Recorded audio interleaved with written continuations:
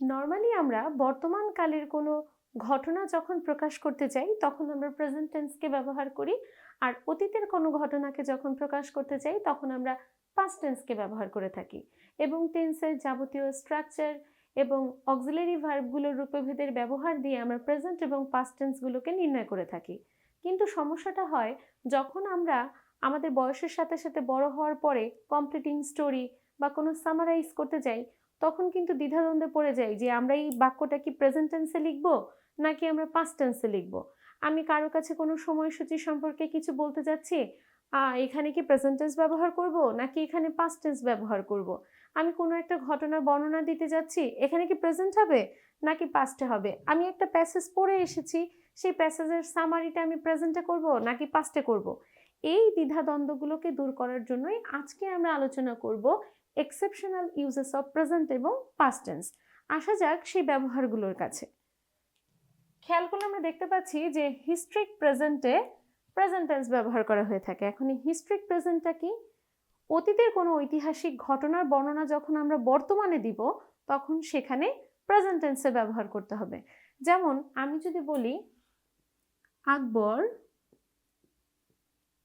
ডিফিটস Humayun in the battle, অর্থাৎ আকবর কি করেছিল? হুমায়ুনকে যুদ্ধে পরাজিত করেছিল। এখন এই ঘটনাটা কিন্তু আমার অতীতে ঘটে গেছে এবং এটা একটা অবশ্যই ঐতিহাসিক ঘটনা, কিন্তু যখন আমি এটাকে বর্তমানে প্রকাশ করতে যাব তখন সেখানে অবশ্যই প্রেজেন্ট টেন্স ব্যবহার করতে হবে এবং এই ঘটনাগুলোকেই বলা হয়ে থাকে হিস্ট্রিক প্রেজেন্ট। তার মানে আমাদের মনে রাখতে হবে অতীতের কোনো ঐতিহাসিক ঘটনাকে যখন আমরা বর্তমানে লিপিবদ্ধ করব তখন সেন্টেন্সটির স্ট্রাকচার অবশ্যই প্রেজেন্ট টেন্সে থাকতে হবে।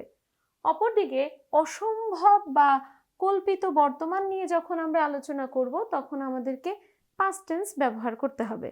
যেমন আমি যদি বলি আমি যদি রাজা হতাম, আমি যদি পাখি হতাম, আমি যদি উড়তে পারতাম, অর্থাৎ পাখি হওয়াটা তো আর আমার পক্ষে সম্ভব না, এটা আমার অসম্ভব কল্পনা। তো এই ধরনের বাক্যগুলোকে যখন আমরা ইংরেজিতে প্রকাশ করতে যাব তখন সেখানে অবশ্যই কি করতে হবে? পাস্ট টেন্সের ব্যবহার করতে হবে। Second one, news headline. আমরা যখনই নিউজ পেপারে অথবা আমাদের টিভি চ্যানেলে ব্রেকিং নিউজগুলো দেখে থাকি, আমরা খেয়াল করলে দেখতে পাবো যে নিউজ হেডলাইনগুলো সব সময় কি হয়ে থাকে? প্রেজেন্ট টেন্সে হয়ে থাকে। যেমন আমি যদি বলি পিএম,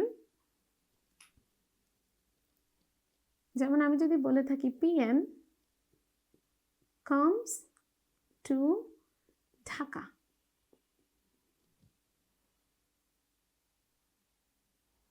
যেমন আমি যদি বলে থাকি পিএম কামস টু ঢাকা, এটা কি অবশ্যই আমার একটা নিউজ হেডলাইন দেওয়ার মতো খবর। এবং যখনই আমরা এই ধরনের হেডলাইন দিতে যাব তখন আমরা কি করব?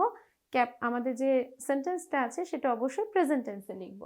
অপরদিকে যখন আমরা কোনো পোলাইটলি এক্সপ্রেশন দিয়ে থাকি তখন আমরা কি করব? পাস্ট টেন্স ব্যবহার করব। এখন এই পোলাইটলি এক্সপ্রেশনটা কি? অর্থাৎ আমরা যখন নম্র, ভদ্র বা বিনয়ের সাথে কারো কাছে কোনো কিছু রিকোয়েস্ট করব বা আমার কোনো একটা মনোভাব বা কোনো একটা উক্তিকে যখন আমি এক্সপ্রেস করে বেড়াবো তখন আমরা কি করব? পাস্ট টেন্স ব্যবহার করব। যেমন আমার খুব প্রয়োজন কারো কাছে কোনো কিছু চাওয়া, তখন আমি কি বলে থাকি? Could you help me? তুমি কি আমাকে একটু সাহায্য করবে? এই যে অনুনয়, বিনয় বা নম্রতা, এটাকে বলা হয়ে থাকে পোলাইটলি এক্সপ্রেশন এবং এই পোলাইটলি এক্সপ্রেশনের বেলায় সবসময় কি হয়ে থাকে? পাস্ট টেন্স ব্যবহার করা হয়ে থাকে। Third one, conditional future tense. Conditional future tense যখন হবে তখন সেটা সবসময়ই প্রেজেন্ট টেন্সে হয়ে থাকে। এখন এই কন্ডিশনাল ফিউচার টেন্সটা কি? কোন সহজ উপায় হচ্ছে যদি কোনো সেন্টেন্সের মাঝে আমরা ইফ, হোয়েন অথবা আনলেস পাই তখন আমরা ইজিলি বুঝে যাব ওখানে একটা ক্লজ অবশ্যই প্রেজেন্ট টেন্সে আছে। যেমন আমি যদি বলি if he comes I will go, সে যদি আসে আমি যাব। আমার যাওয়াটা কি? ফিউচার, মানে ভবিষ্যৎ নির্দেশ করছে। কিন্তু ইফ যুক্ত যে আমার ক্লজটুকু আছে এখানে কি হয়েছে? এখানে প্রেজেন্ট টেন্সের ব্যবহার হয়েছে। এই কারণে বলা হয়ে থাকে কন্ডিশনাল ফিউচার টেন্সে এবং ইফ, হোয়েন, আনলেসের ব্যবহার যেখানে হবে সেইখানে সেই ক্লজটিতে আমরা যে সেন্টেন্সটা লিখব অবশ্যই প্রেজেন্ট টেন্সে লিখব। এবার আসি রিপোর্টেড স্পিচে আমরা কি দেখে থাকি, পাস্ট টেন্স ব্যবহার করতে দেখে থাকি। এখন রিপোর্টেড স্পিচটা কি, যখন কারো কোনো উক্তি আমাদের সামনে উত্থাপিত হয় তখন সেটাকে কি বলি আমরা, রিপোর্টেড স্পিচ। যেমন আমি যদি বলি হি said that he was ill, সে বলেছিল কি সে হচ্ছে অসুস্থ। তো এই যে আমার রিপোর্টেড স্পিচটা আছে সেটা কোন টেন্সে আছে, সেটা পাস্ট টেন্সে আছে। অপরদিকে যখনই আমরা কোনো ড্রামা সম্পর্কে কোনো কিছু বলবো, আমাদের বুক সম্পর্কে কোনো কিছু বলবো, অথবা কোনো টাইম টেবিল সম্পর্কে বলবো, তখন আমাদের সেই সেন্টেন্সগুলোকে কি করতে হবে, প্রেজেন্ট টেন্সে বলতে হবে। অর্থাৎ আমি কোনো একটা বই সম্পর্কে কারো কাছে কোনো কিছু বর্ণনা করছি, অথবা আমি কোনো একটি ড্রামা সম্পর্কে কারো কাছে কোনো কিছু ব্যাখ্যা করছি, অথবা আমি কাউকে কোনো সময়সূচি সম্পর্কে জানাচ্ছি। যেমন হরহামেশা আমরা যে বাক্যগুলো বলে থাকি যে our class will begin at 5 PM অথবা 4 PM, বা our class begins at 12 PM, তখন আমরা কি করে থাকি, সাধারণত এই প্রেজেন্ট টেন্সটা ব্যবহার করে থাকি। অপরদিকে আমরা যদি দেখি কোনো একটা বাক্যে সিন্স আছে, তাহলে খেয়াল করলে দেখতে পাবো সেই সিন্স যুক্ত বাক্যের শুরুটা কিন্তু পাস্ট টেন্সে হয় এবং বাক্যটা দ্বারা চলমান অবস্থাকে নির্দেশ করা হয়।